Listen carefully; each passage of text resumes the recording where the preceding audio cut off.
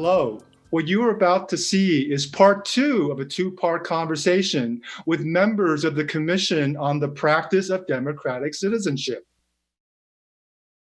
The COVID-19 pandemic has also limited traditional in-person voter registration activities. As a result, there have been reports that increasing numbers of doctors, nurses, and other health professionals have taken on the responsibility of registering patients to vote because they view that quote unquote civic health or greater engagement by the electorate can be seen as an important determinant of the public's health. What are the barriers to making voter registration simpler and easier? And how does the recommendations from the commission support that?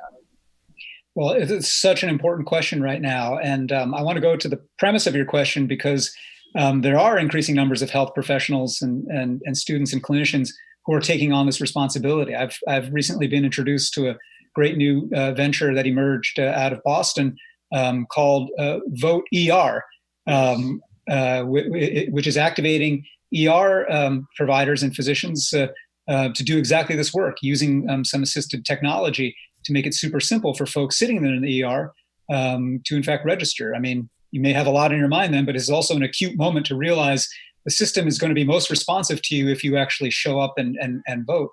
And I think you also allude to a thing that Antonia described earlier, which is the social determinants of health and this idea of civic health, right? Civic health is bound up inextricably with physical health. And with mental health, for that matter, right? Yeah. And so the barriers to making voter registration simpler, the barriers to access to the voting booth or to the ballot box are barriers not only to voting, they are barriers to health.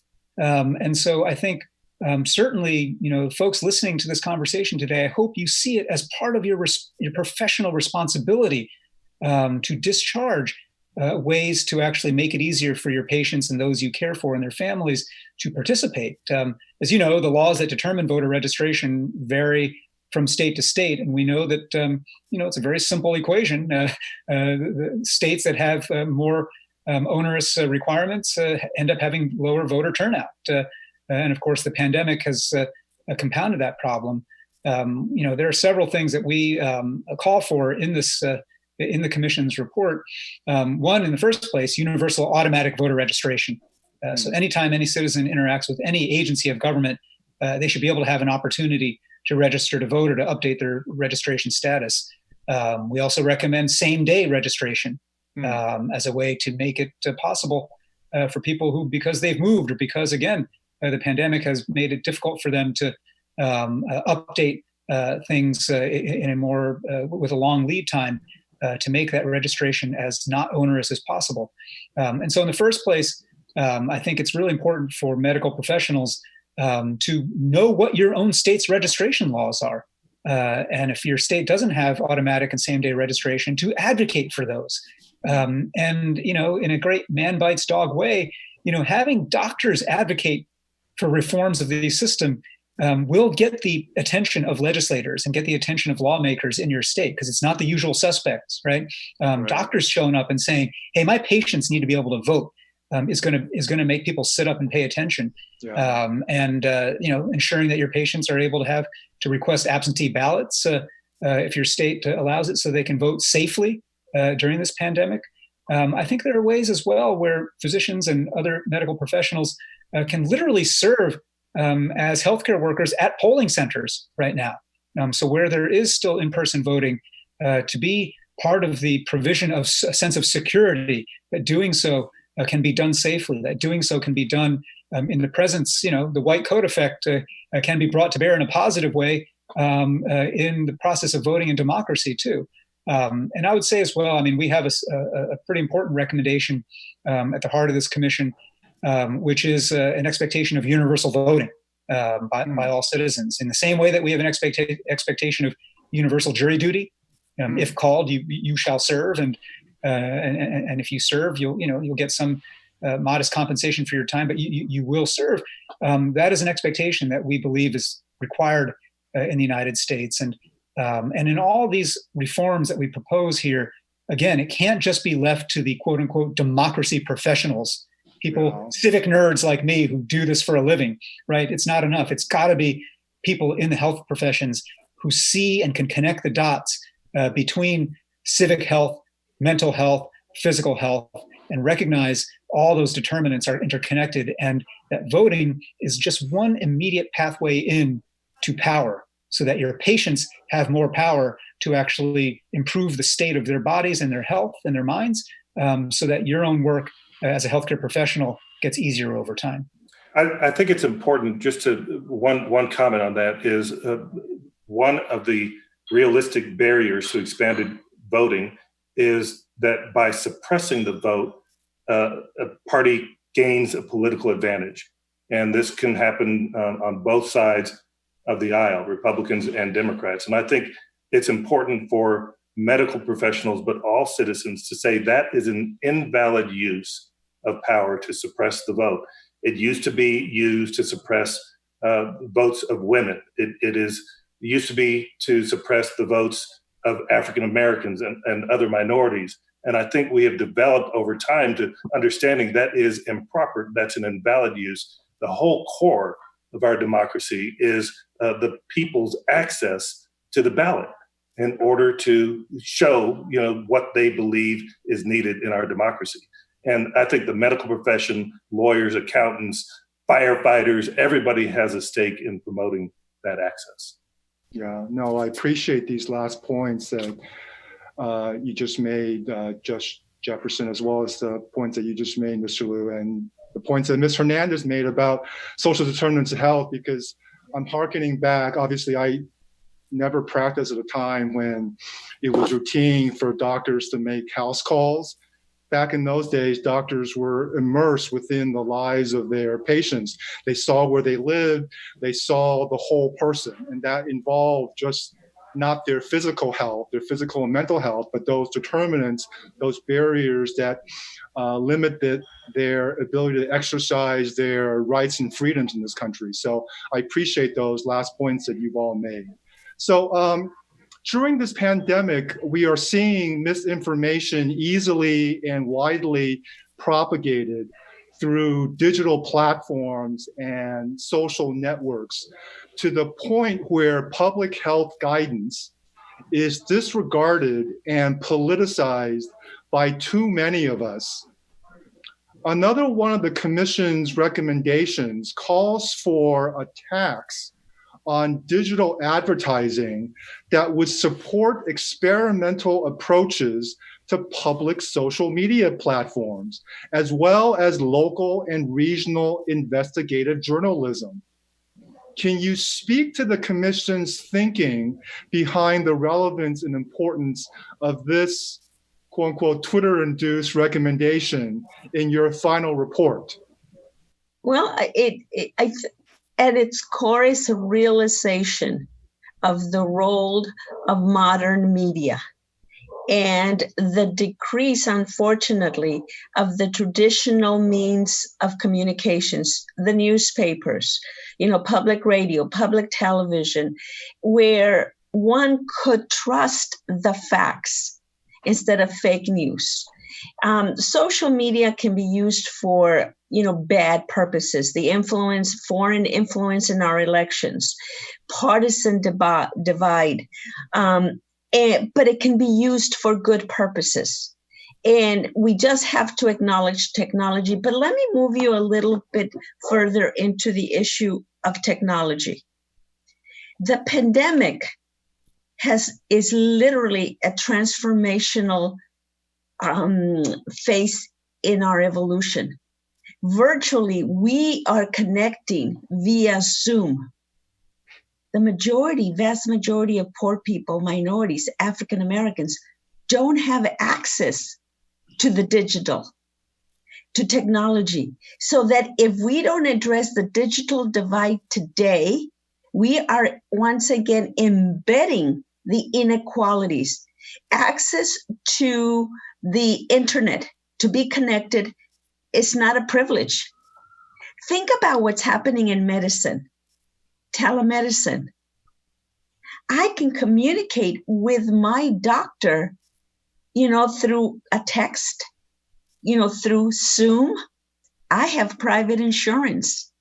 Most Latinos, African Americans, poor farm workers don't have that access. So when you talk about what's happening today, the digital divide, if we don't address the digital divide, think about the discussion and what you're seeing today in the front page of every newspaper and television. What is it? Virtual learning. How are our kids, most of them in public school and poor, don't have access to the internet? So I think as we think about our form of government, where we think about our democracy, we have to think of evolving our democracy to be able to use the tools and mechanisms that technology brings in order for us to have that communal place. What Antonia is describing here in all these different contexts, immigrant households, communities where the digital divide is painfully playing out, what we're talking about here is civic infrastructure, the spaces, the places, the tools, the technologies, the ways for us to be able to equally participate in self-government.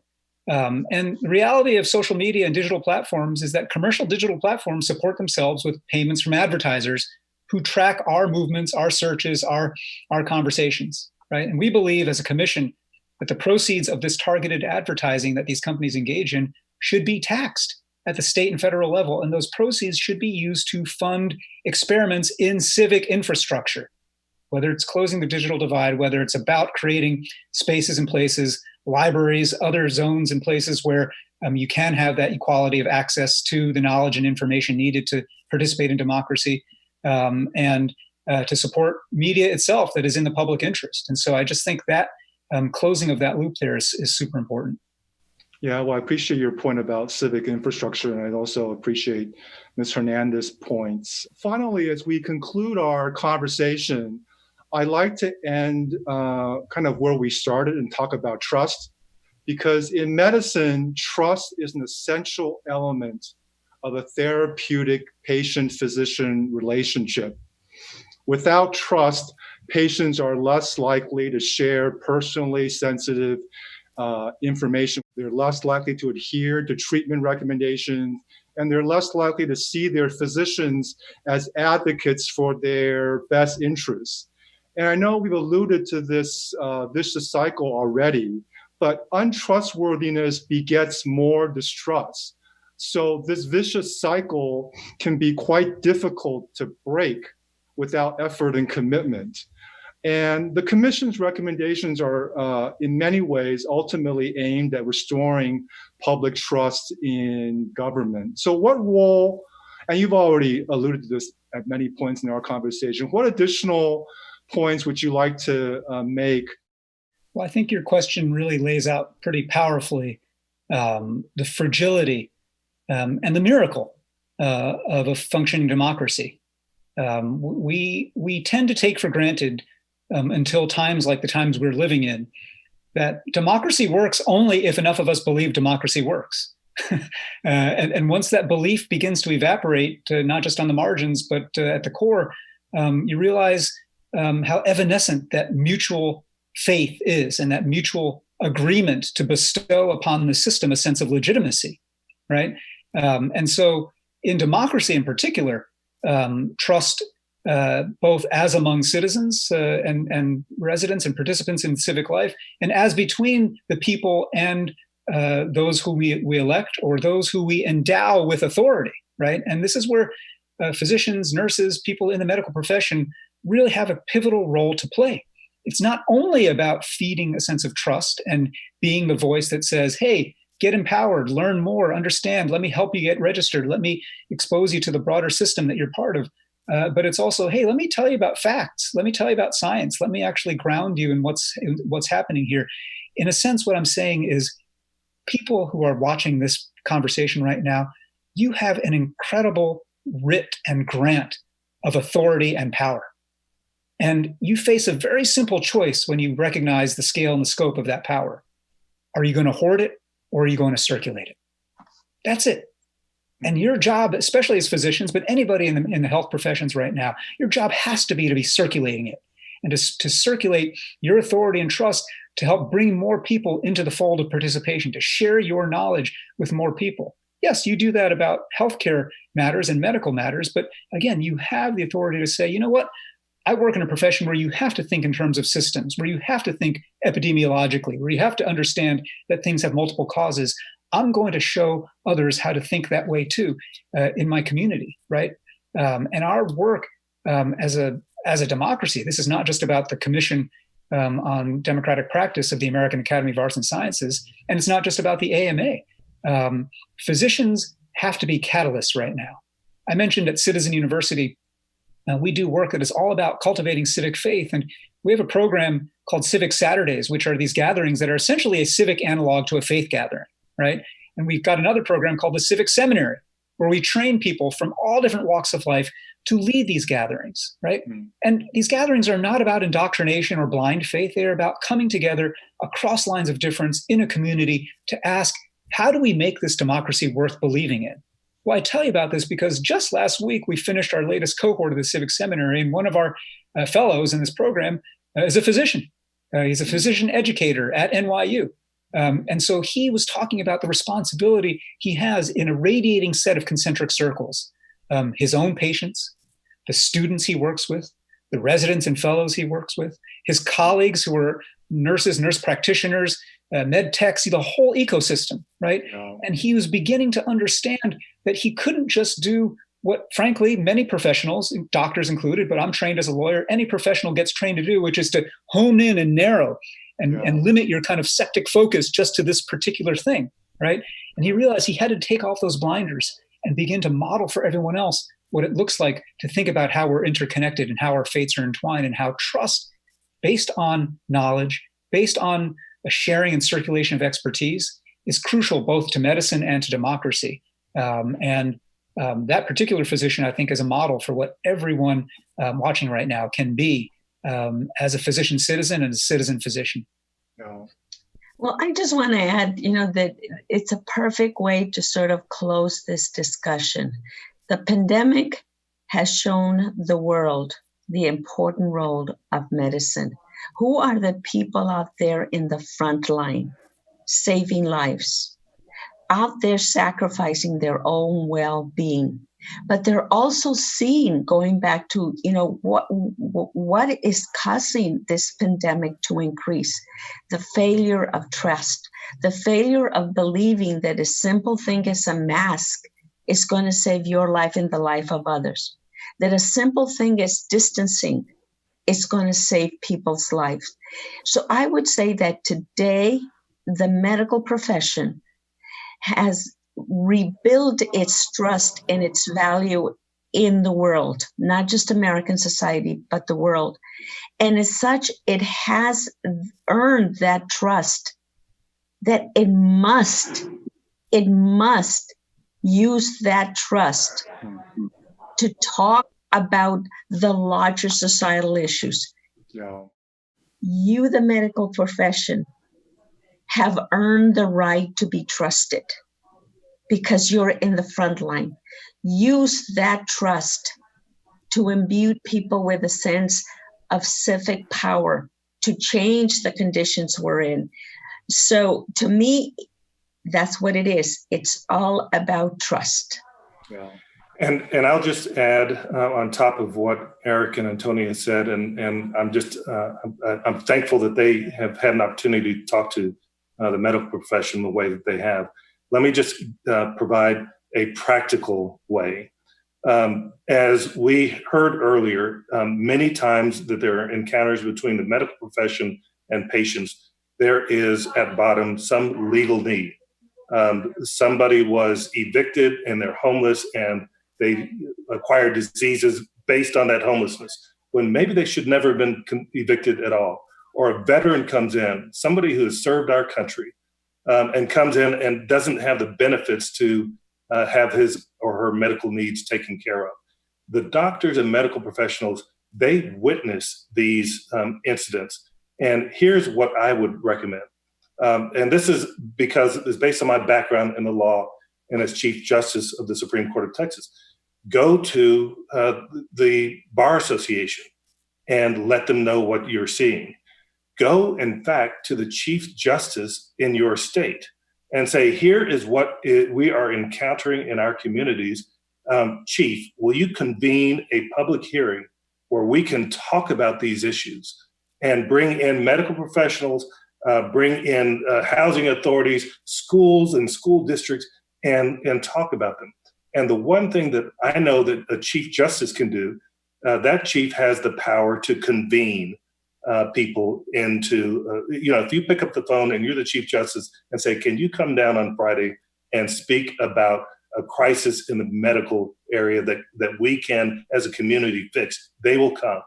That is a practical way to start putting these matters on a larger agenda and get outside of the bubble, as Eric said, and use the power, as Antonia said, to improve our democracy.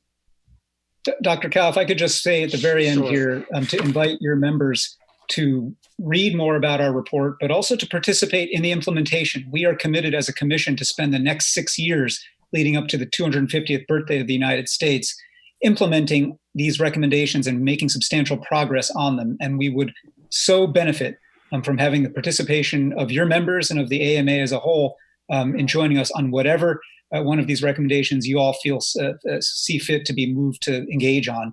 We would love to have you as champions and allies in this effort. Yeah, well, I appreciate all of your deep thoughts and perspectives and your civic call to action. I want to thank Antonia Hernandez, Wallace Jefferson, and Eric Liu for, again, providing their expertise and insights about the Commission's work with our audience today. Thank you all for being guests on Ethics Talk today. Thank you. Stay safe. Thank you. Be safe. For more COVID ethics resources, please visit the AMA Journal of Ethics at journalofethics.org. And finally, to we the people out there, I want to encourage everyone to get registered and vote in the upcoming November elections. Our civic and public health depend on it. Be safe and be well. We'll see you next time on Ethics Talk.